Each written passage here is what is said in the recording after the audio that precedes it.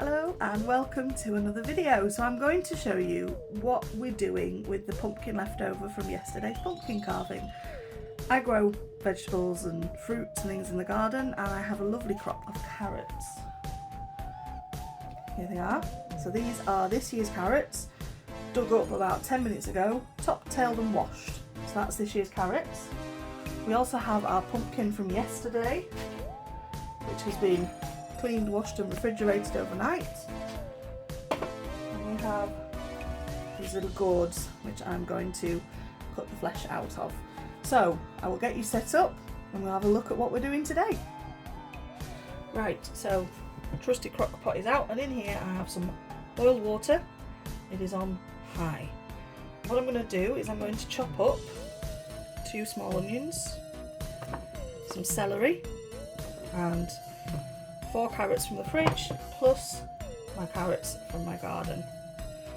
I'm going to chop those up, I'm going to pop them in there, and then we will tackle the pumpkins. These 3 ingredients, the onions, the celery and the carrots, are known as mirepoix, aromatic vegetables. They form the base of any stock.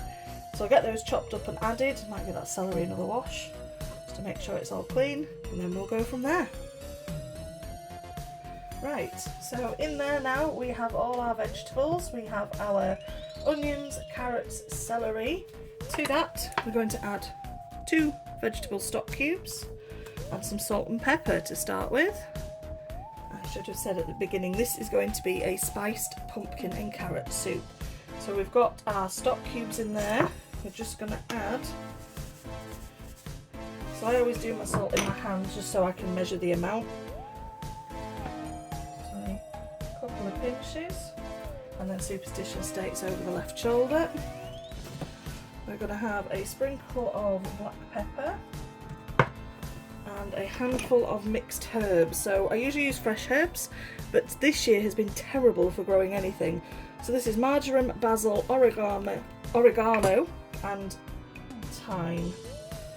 Again, good pinch of fresh herbs, well, dried herbs. I'm going to give that a good stir around and let that do its thing while we sort our pumpkin out. So that'll start the base of our soup. Those vegetables will cook down, soften, and then will get blended. But that gives you that lovely rich hearty flavour of a soup. Just found an odd end of the carrots, so I'm going to get rid of that, and then we will tackle our pumpkin. Right, so broken open our gourds. For anyone wondering, this is what they look like inside. They're just like small pumpkins really, similar texture to swede and turnip. And then in here we have our pumpkin flesh from yesterday, which I'm going to chop up and add to there so that I can deal with these. When it's all in, we will add our seasoning together. Right, so the pumpkin is in, and I'm just de-seeding these. With these you need to make sure you get rid of all this centre section. You need to make sure you scrape out all the seeds and all this stringy stuff. The easiest thing I find for this is just a normal eating metal spoon, just to get all that string out, and make sure that you're just left with the flesh, because if you put the stringy bits in, you end up with stringy bits in your soup. No matter how well you blend it, you'll still end up with that kind of on the guts of the pumpkin really. These don't take up as much space to grow as pumpkins, which is why they're growing increasingly popular in the UK. Pumpkins actually aren't in the UK, it was originally turnips of course, but pumpkins came over from the Americas during Thanksgiving, so pumpkin has become the go-to, particularly for places like Starbucks with their pumpkin spice lattes, that kind of thing. But originally all these root vegetables were used in the UK and in Ireland. The story of Stingy Jack and the pumpkins and jack-o'-lanterns comes from Ireland, so if you watch the video on our vlog channel we will tell you all about Stingy Jack. So I'm just going to deal with the rest of these, get them peeled and in, and then we will add our spices. Right, so we've got all our gourd, our pumpkin, everything in our crock pot now. You can see the veggies underneath there. This will be a very orange soup, so don't worry about that. We're going to add some spices now to give it a lovely warm flavour. Just make sure you can see.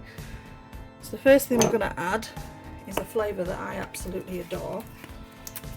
So much so I had to buy a new jar the other day. Give me 1 second. It's the smoked sweet paprika.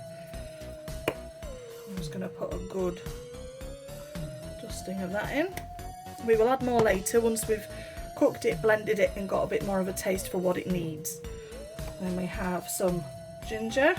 Ginger, of course, another warming spice when it wants to come out. And we're also going to add some all-purpose seasoning, which is essentially salt, paprika and black pepper with a little bit of chilli, just a touch. This is really nice on chicken. It's even better when it comes out.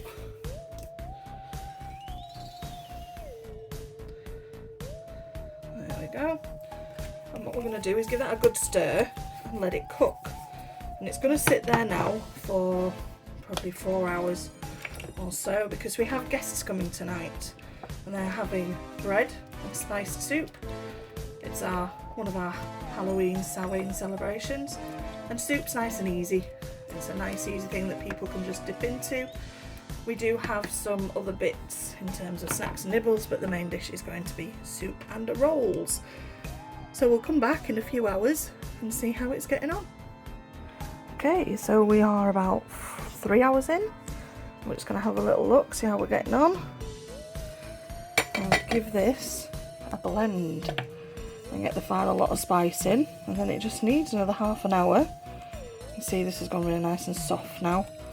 So we'll blend that, get some spice and taste to it, and then serving up the final product. It smells lovely. So what are we doing now, Victoria? We are blending through the soup. I've already done quite a lot of it. Just to make sure that there's not too many lumps of stuff, because certain people don't like lumps of onion. I don't. Correct. So we're just making sure that it's well blended, everything incorporated. And in a second, before I finish it, I'm going to add some more seasoning. We're just going to add a little more of the paprika. So this is the sweet smoked paprika. Add a bit of spice. And a little bit of ginger for the heat. Give that a good stir around, let it blend through, stir it again, and then we will see where we're at with taste. Lovely.